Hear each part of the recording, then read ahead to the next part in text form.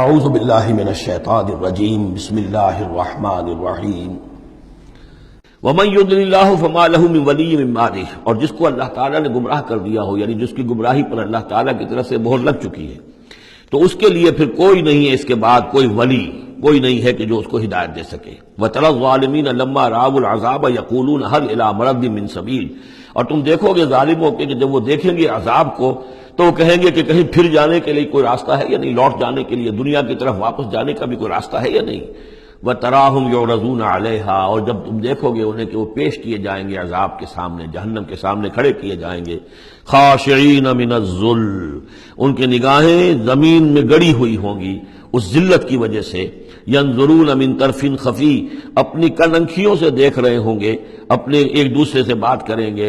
وقال الذین آمنوا، اور اہل ایمان اس وقت کہیں گے، ان الخاسرین الذین خسروا انفسهم واہلیہم یوم القیامہ، واقعتاً تباہ و برباد ہونے والے تو وہ لوگ ہیں جنہوں نے اپنے آپ کو اور اپنے اہل و عیال کو قیامت کے دن اس خسارے اور اس تباہی میں مبتلا کیا۔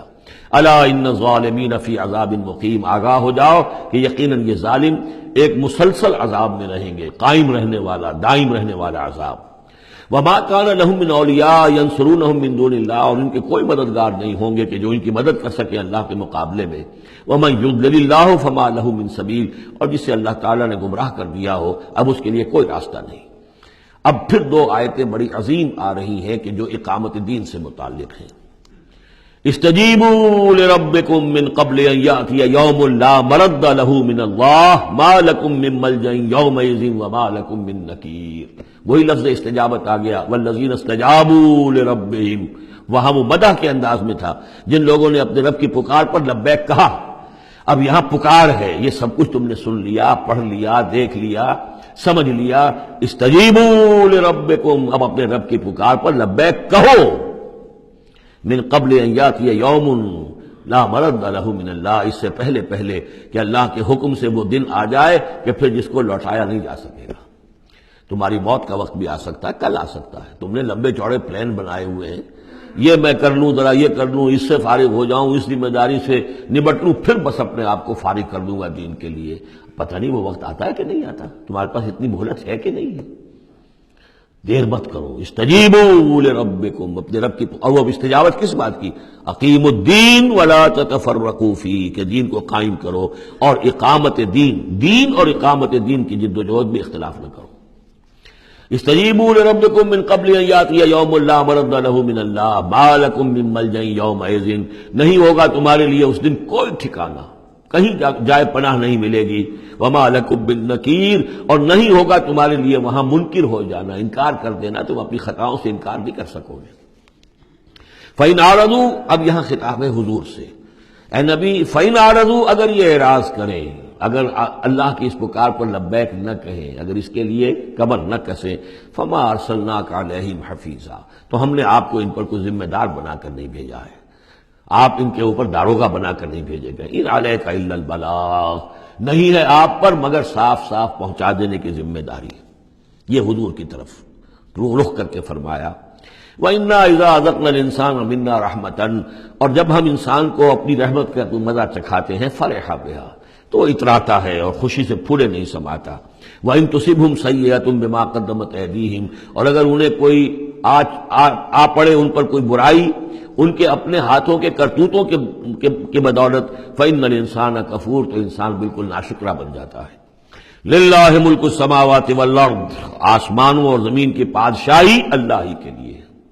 عام طور پر آتا ہے للہ ما فی السماوات و ما فی الارض، یہاں پر دیکھیے نوٹ کیا للہ ملک السماوات، اس لیے کہ اقامت دین، اللہ کی حاکمیت، نظام کا قائم کرنا، اس کی مناسبت سے للہ ملک السماوات والارض، زمین و آسمان کی بادشاہی اللہ ہی کے لیے۔ یخلق ما یشاء، وہ جو چاہتا ہے پیدا کرتا ہے۔ یہب لمن یشاء اناثا، جس کو چاہتا ہے بیٹیاں ہی بیٹیاں دیتا ہے۔ ویہب لمن یشاء الذکور، اور جس کو چاہتا ہے بیٹے ہی بیٹے دیتا ہے۔ اور یزوجہم ذکرانا و اناثا، یا جوڑے جوڑے کر دیتا ہے کہ لڑکے بھی اور لڑکیاں بھی، بیٹے بھی اور بیٹیاں بھی۔ ویجعل من یشاء عقیما، اور جس کو چاہتا ہے بانجھ کر دیتا ہے کہ اس کی اولاد نہیں ہوتی۔ انہ علیم قدیر، وہ علیم ہے، جو کچھ کر رہا ہے اپنے علم کی بنیاد پر کر رہا ہے، قدیر ہے، اسے ہر قدرت حاصل ہے۔ اب وہ آیت آ گئی کذالک کیا، کس طرح وحی کرتا ہے اللہ. یہ ہے وحی کے حقیقت کے اور اقسام کے موضوع پر قرآن مجید کی اہم ترین آیت ہے. وما کان لبشر ان یکلمہ اللہ، کسی بشر کا یہ مقام نہیں ہے کہ اللہ اس سے کلام کرے. یعنی یہ نہیں کہ اللہ کے لیے ممکن نہیں ہے، نہیں، انسان وہ اتنی پستی میں ہے اس وقت کہ اس کا یہ مقام نہیں ہے، اس کے لیے یہ ممکن نہیں ہے، اس کے لیے ممکن نہیں ہے. اللہ تو جو چاہے کرے. ما کان لبشر ان یکلمہ اللہ، نہیں ہے کسی بشر کا یہ معاملہ اور یہ اس کا مقام نہیں ہے کہ اللہ اسے کلام کرے الا وحیا، یا سوائے وحی کے. وہ وحی ہے جو براہ راست ہوتی ہے، اللہ تعالیٰ کسی کے دل میں ڈال دیتا ہے، القاء ہے، الہام ہے. یہ ہے وحی کی پہلی شکل، براہ راست اللہ. او من ورائے حجاب، یا پھر بات کرتا بھی ہے تو اوٹ سے، پردے کی اوٹ سے، جیسے کہ حضرت موسیٰ علیہ السلام سے بات کی ہے. وہ بات ہوئی ہے کلم اللہ موسیٰ تکلیما، لیکن من ورائے حجاب. تیسری شکل او یرسل رسولا، یا پھر وہ اپنے کسی پیغام پر کوئی ایلچی کو بھیجتا ہے، فرشتے کو بھیجتا ہے. فیوحی باذنہ ما یشاء، اور پھر وہ وحی کرتا ہے اللہ کے حکم سے جو وہ چاہتا ہے. تو گویا کہ تین شکلیں ہو گئیں. وحی براہ راست اللہ کی طرف سے، یہ الہام ہے، القاء ہے. جیسے کہ وہ شہد کی مکھی کو وحی کر رہا ہے، ہر آسمان میں وحی کر دی ہے. غیر نبی تھی حضرت موسیٰ کی والدہ، ان کو وحی کر دی، وہ جو دل میں ڈال دے. اور دوسرے یہ کہ کلام کی دوسری شکل من ورائے حجاب، جیسے حضرت موسیٰ. تیسرا یہ ہے قرآن کے نزول کی شکل، کہ جبریل کے ذریعے سے، فرشتے کے ذریعے سے وہ قرآن آیا ہے اور وہ انہوں نے حضور کے قلب مبارک پر براہ راست نازل کیا ہے. انہ علی حکیم، اللہ بہت بلند و بالا ہے. یعنی اللہ کی جو شان ہے وہ اتنی بلند ہے کہ وہ اس سے آگے انسان سے کھلم کھلا جو ہے کلام کرنا اس کی شان سے فروتر ہے. اور حکیم ہے، کمال حکمت والا ہے. اس نے جو بھی طریقہ بنایا کمیونیکیشن کا انسانوں کے ساتھ، وہ یہ طریقہ ہے جو اس نے بتا دیا. وَكَذَلِكَ أَوْحَيْنَا إِلَيْكَ رُوحًا مِّنْ أَمْرِنَا، اسی طرح ہم نے وحی کی ہے اے نبی آپ کے جانب اپنے امر میں سے ایک روح. اب یہاں وحی کو پھر روح کہا ہے، روح من امر. وَكَذَلِكَ أَوْحَيْنَا إِلَيْكَ رُوحًا مِّنْ أَمْرِنَا، یہ قرآن جو ہے یہ روح من امرنا ہے، یہ ہم نے آپ کی طرف وحی کیا ہے. اور یہ اب اہم ترین مقام آ رہا ہے قرآن میں، یہ بتانے کے لیے کہ خود حضور صلی اللہ علیہ وسلم کا ایمان جو ہے وہ بھی قرآن کے ذریعے سے در حقیقت اس نے ایک حقیقی اور واقعی شکل اختیار کی ہے. حضور کو ایمان کہاں سے ملا؟ حضور خود جو ہے وہ تو ایک ایمان کی دہکتی ہوئی بھٹی تھے کہ جو بھی آپ کے قریب آیا اسے ایمان مل گیا. اگر تو بیڈ کنڈکٹر آف ہیٹ ہے تو ظاہر بات ہے کہ بھٹی کے سامنے بیٹھ جاؤ، کچھ بھی ہو جاؤ، بیڈ کنڈکٹر کو تو ہیٹ نہیں پہنچے گی. لیکن گڈ کنڈکٹر ہوگا تو جو بھی ہوگا بھٹی کے سامنے ہوگا اسے حرارت پہنچ جائے گی. حضور کو کہاں سے ملا ایمان؟ یہ سوال ہے. ما کنت تدری ما الکتاب ولا الایمان، اے نبی آپ نہیں جانتے تھے کیا ہوتی ہے کتاب اور کیا ہوتا ہے ایمان. نہ آپ نے کوئی کتاب پڑھی تھی، نہ آپ نے کوئی تعلیم حاصل کی تھی، نہ آپ نے تورات پڑھی تھی.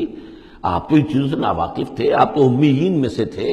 ما کنت تدری ما الکتاب ولا الایمان ولیکن جعلناہ، اس قرآن کو ہم نے بنایا ہے نوراً نہدی بہ من نشاء من عبادنا، وہ نور بنایا ہے کہ جس کے ذریعے سے ہم ہدایت دیتے ہیں اپنے بندوں میں سے جس کو چاہتے ہیں. اور یہ سب سے پہلے یوں سمجھیے جو میں نے عرض کیا ہے کہ فطرت انسانی میں ڈورمنٹ ایمان موجود ہے، تو روح محمدی میں سب سے زیادہ قوی، جیسے پیٹرول کی مثال آئی تھی کہ ذرا سی وہ دیوار یا سلائی ابھی دور ہی ہوگی، پیٹرول آگے بڑھ کر جو ہے اس کو پکڑ لے گا. اس طریقے سے نور علی نور، وہ نور جو نور محمدی میں موجود تھا ڈورمنٹ تھا. ہمارے علماء نے اکثر یہ کہا ہے کہ وہ اجمالی ایمان تھا، تفصیلی ایمان آپ کو قرآن سے ملا. میں اس کی تعویل کر رہا ہوں کہ وہ پوٹینشل ایمان تھا، اس نے ایکچوئل ایمان کی شکل اختیار کی قرآن کے ذریعے سے. یہ تعبیر جو ہے یہ اس کی زیادہ صحیح تر تعبیر ہے کہ قرآن روح محمدی میں وہ ایمان جو ہے موجود تھا، ڈورمنٹ تھا، پوٹینشل تھا، اس کو قرآن نے آ کر جگمگایا، ایکٹیویٹ کر دیا. وَكَذَلِكَ أَوْحَيْنَا إِلَيْكَ رُوحًا مِّنْ أَمْرِنَا مَا كُنْتَ تَدْرِي مَا الْكِتَابُ وَلَا الْإِيمَانُ وَلَٰكِن جَعَلْنَاهُ نُورًا نَّهْدِي بِهِ مَن نَّشَاءُ مِنْ عِبَادِنَا. اور جب آپ کے قلب مبارک میں وہ ایمان نور علی نور جگمگا اٹھا ہے، اب آپ ہدایت دیں گے لوگوں کو سیدھے راستے کی طرف. اب آپ یوں سمجھیے کہ روشنی کا مینار بن گئے ہیں کہ جو جہازوں کو راستہ دکھاتا ہے. انک لتہدی الی صراط مستقیم صراط اللہ الذی لہ ما فی السماوات و ما فی الارض، اس اللہ کے راستے کی طرف کہ جس کے لیے ملکیت ہے ہر شے جو آسمانوں میں ہے اور ہر شے جو زمین میں ہے۔ الا الی اللہ تصیر الامور، آگاہ ہو جاؤ کہ اللہ ہی کی طرف تمام معاملات لوٹا دیے جائیں گے۔ صدق اللہ العظیم۔